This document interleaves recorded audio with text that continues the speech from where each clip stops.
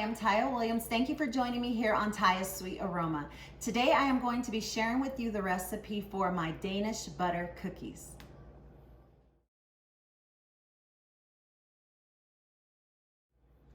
Out of all my cookie recipes, I feel like this one is one of the easier ones to put together.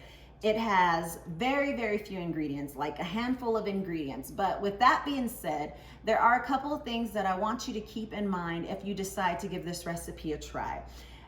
The main thing is you want to make sure that you're using a very good quality butter. My butter of choice is either a European style or Irish style butter. Now they do cost a bit more than the regular butter, but it is a must-have in this recipe. You just got to trust me on this one. Make sure that you buy a really good quality butter. The other ingredient that I feel is very important is the vanilla. I like to use pure vanilla extract. You don't want to use the imitation stuff here. You can just taste it. With there being very few ingredients, spend a little extra on your butter and your vanilla, and it's going to give you a delicious cookie that you'll just want to keep snacking on all throughout the day. And so these cookies, they put me in mind of the ones in the tin can. And I happen to love those cookies. My kids love those cookies. My husband's favorite cookie is a sugar cookie. And so he loves these cookies. He happened to go out and, well, when we were at the store, he made sure that he bought me some Irish butter so that I could make these cookies for him. And so I'm putting them together for him, and I decided to share the recipe with you. I hope that you give this recipe a try, and so let's go over the ingredients. The ingredients you're gonna need for this recipe is some softened butter, all-purpose flour, pure vanilla extract, brown sugar, salt, some turbinado sugar, which is an optional ingredient that I like to sprinkle over the top of the cookies, but we'll get to that here in a bit. Also some eggs and granulated sugar. So to get started, I am gonna start by adding in my room temperature butter. This up. Gonna give that a quick little blend together. To my butter, I'm gonna start by creaming in the sugars. Gonna get in the granulated sugar first.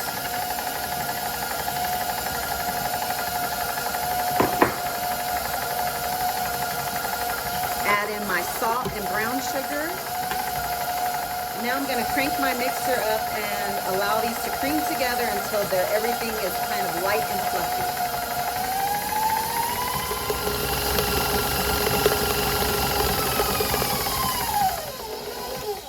My butter and sugar has now been creaming together for about 2 minutes.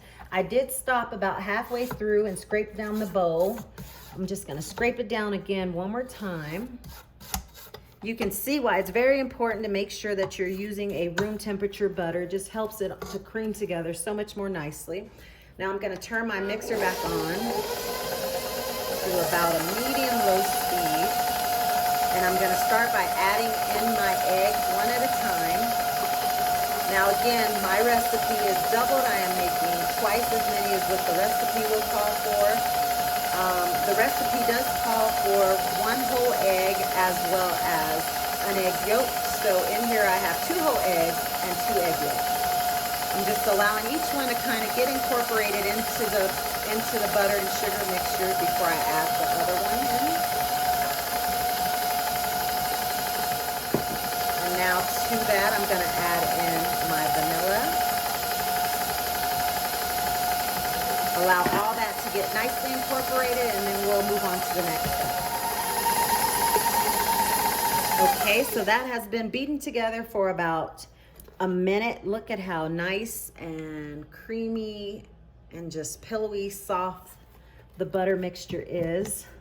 Now we can go ahead and start adding in the flour. Now, just like with any homemade cookie or cake batter recipe, you want to make sure that you don't overbeat the flour into your dough, or else you'll activate those glutens and then you'll end up with a really tough cookie.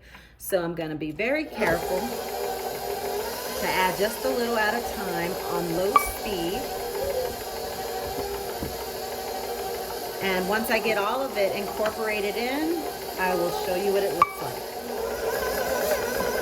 Okay, I am gonna stop it right there. Any extra flour hanging out in the bowl, I'm gonna go ahead and get it mixed into the batter with my spatula. Once you have your dough together, it's really up to you at this stage how you want to shape your cookies. I'm gonna show you how I do it. You can use a cookie press if you'd like. One thing that I find though with this dough is that it's a little on the thicker side, and so it's a little harder for me to squeeze it through my cookie press, but you can give yours a try if you want. So I'm just gonna get the rest of this off of here, and then we'll get to making the cookies. What I'm doing now is I'm shaping my cookies. What I like to use is an ice cream scoop. I use a pretty small size one. You can use a bigger one if you'd like. I scoop out my dough, then I take the dough, roll it into a ball. Then I take my cup, and on my plate here I have a little flour. It doesn't matter what kind of cup you use as long as it has a smooth bottom. Then I like to gently smash the dough down to the thickness that I want it. And that is up to you as well. I just want to make sure that all of them are even in size. And then I take a pastry brush. I brush off any extra flour from the cookie. Take some of that sugar, sprinkle some on top. Now this is optional. I think it's great if you want to add some. It gives the cookie a really nice crunch. Then I take my same cup, but this time I don't need to dip the flour because the sugar's on there. It's gonna help keep the cup from sticking to the, keep the cup from sticking to the dough. Then I give it another press, getting it to the size that I want it to be to match up with the others. I'm gonna continue to do this. I already have some dough in the oven, which is why I'm working on parchment. I'm gonna get my trays as they cool off and pop them underneath. Pull the parchment onto them, and they bake at 350 degrees, and I will show you what they look like when I get back. The cookies have now come out of the oven. I've allowed them to cool. You can see how nice and golden brown they are. They have a really good crunchy texture to them. Some of my cookies are still cooling on the counter behind me. I have some in the oven. They smell just like delicious butter, sugar, good crunch. These cookies are good even with coffee in the morning, some tea. The butter makes it. And I really like that extra bit of sugar on the top.